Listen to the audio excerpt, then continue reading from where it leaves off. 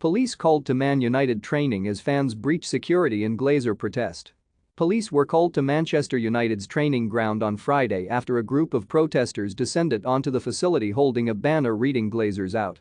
United had increased security in anticipation amid fears of a fan protest, with more than a dozen protesters, mostly dressed in black, lining the road into United's training ground.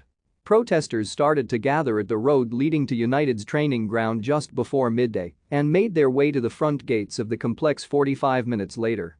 Police arrived on the scene to disperse the protesters, while dozens of security guards were patrolling the Carrington training complex, while the usual entrance was shut off by steel gates.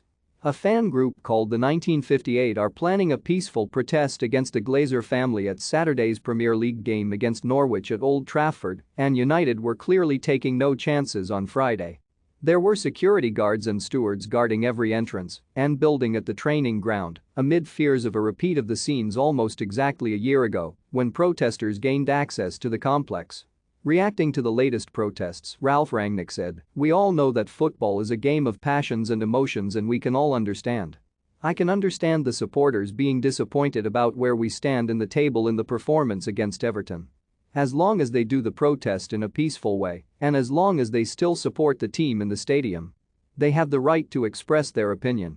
Emotionally, I can understand them being disappointed." It was exactly what United had planned for after a group of those opposed to the Glazer ownership of the club managed to breach security and gain access to the training complex a year ago, with their banner that day proclaiming, "We decide when you play." Former boss Ole Gunnar Solskjaer had to come out to talk to the protesters, along with former first-team coach Michael Carrick, before they were led away.